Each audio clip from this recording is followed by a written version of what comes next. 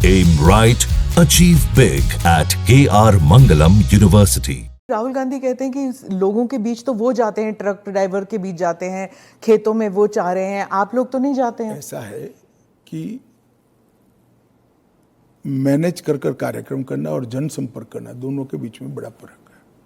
जब बिल्स की बात हो रही है और पारदर्शिता की बात हो रही है तो मैं वाइस प्रेसिडेंट इलेक्शन पर आऊंगी, पर उससे पहले पूछूंगी कि धनखड़ साहब के साथ क्या हुआ था। उन्होंने आपने प्रेशर डाला था उन पर रेजिग्नेशन के लिए? मुझे लगता है ANI ने रिसर्च विंग बंद कर दिया है। धनखड़ साहब का इस्तीफे का पत्र स्वयं स्पष्ट है। इन्होंने अपने आरोग्य का हवाला देते हुए इस्तीफा दिया है, स्वास्थ्य का हवाला देते हुए, और उन्होंने सरकार के मंत्री, प्रधानमंत्री और सभी सदस्यों का हृदय से उनके अच्छे कार्यकाल के लिए धन्यवाद किया है। पर विपक्ष और सभी पूछ रहे, मीडिया भी पूछ रही है कि वो है कहाँ, हाउस अरेस्ट पे है कि ऐसा क्या है कि सच और झूठ की व्याख्या आपने शायद विपक्ष क्या कहता है इसको बना ली। पर काफी सारे बैकग्राउंड इंफॉर्मेशन तो बाहर निकल रहा था ना कि वो कुछ ट्राई कर रहे थे। ये भी बात निकल रही है कि शायद कू कर रहे थे। कौन? धनखड़ जी। नहीं, ऐसी कोई बात नहीं है जी। इसमें बात का धनखड़ नहीं बनाना चाहिए। धनखड़ जी संवैधानिक पद पर बैठे, अपने कार्यकाल में उन्होंने संविधान के हिसाब से अच्छा काम किया जी। इनकी निजी स्वास्थ्य की समस्या के कारण इन्होंने इस्तीफा दिया है। हाँ। इसको ज्यादा खींचकर कुछ ढूंढने का प्रयास नहीं करना चाहिए। देखिए, देश में बहुत सारी पॉजिटिव स्टोरीज हैं। हमेशा इस तरह की स्टोरी के पीछे नहीं लगना है। जो एनडीए के जो वाइस प्रेसिडेंट कैंडिडेट है, कहा जाता है कि आपने उन्हें इसलिए पिक किया क्योंकि बीजेपी जो है अब तमिलनाडु में अपना खाता खोलना चाहती है, इसलिए। नहीं, ऐसा नहीं है।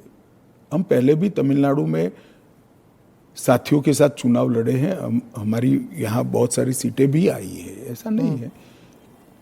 कहीं से भी पिक करोगे तो ऐसे कारण बनाकर पूछा जाएगा। उपराष्ट्रपति का प्रत्याशी दक्षिण से आना इसलिए स्वाभाविक है क्योंकि पूर्व से राष्ट्रपति थी, पश्चिम और उत्तर से प्रधानमंत्री जी थे, तो दक्षिण से आना बड़ा स्वाभाविक है। अब आए हैं, इसको इस दृष्टि से नहीं देखना चाहिए।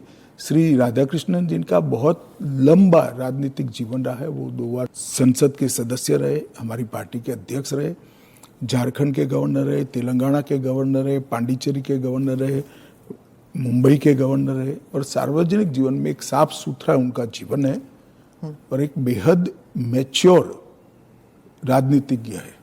तो कई सारे एक्सपर्ट्स कह रहे हैं कि उनका चुनाव ये भी है कि वो आरएसएस के साथ उनका कनेक्शन है, इसीलिए। ये तो ढेर सारे लोग, प्रधानमंत्री जी स्वयं का आरएसएस के साथ कनेक्शन है। धनखड़ जी का नहीं। अरे सुनिए ना, मेरा भी है। तो हम लोगों का चयन देश ने इसलिए किया है कि हम आरएसएस से।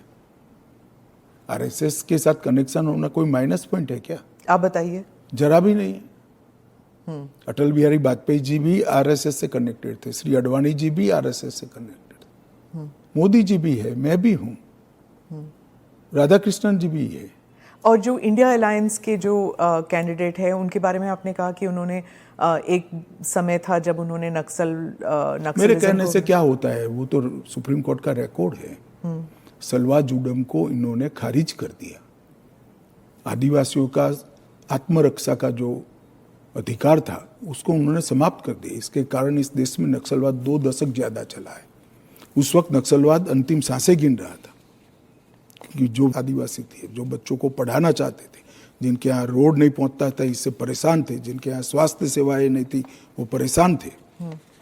उन्होंने खुद की रक्षा के लिए सलवा जुडम बनाया था। इसको सुप्रीम कोर्ट ने खारिज कर दिया। ये तो सुप्रीम कोर्ट का रिकॉर्ड है, इनका जजमेंट है। और इसके बाद जो स्कूल तबाह हो गए थे नक्सलियों के कारण, वो स्कूलों में सीआरपीएफ और सुरक्षा बल बैठे थे। रातों रात एक ऑर्डर करके सबको बाहर कर दिया।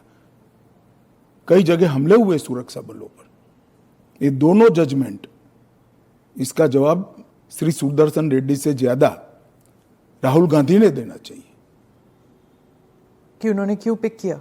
जी, मैं तो मानता हूं यही क्राइटेरिया रहा होगा। नक्सल को सपोर्ट करने के लिए? नहीं, वामपंथी विचारधारा। और ये जजमेंट से निश्चित रूप से नक्सल प्रोटेक्ट हुए हैं। तो क्या वाइस प्रेसिडेंट इलेक्शन भी अब it will be polarising factor? पहले भी नहीं होता। पोलराइजेशन क्या है? जब आप इतना बड़ा आरोप लगा रहे हैं कि और पोलराइजेशन अगर होगा भी तो किस मुद्दे पर होगा? देश की सुरक्षा के मुद्दे पर होगा। मैं मानता हूं देश की सुरक्षा पर सांसदों ने विचार करना चाहिए या नहीं करना चाहिए।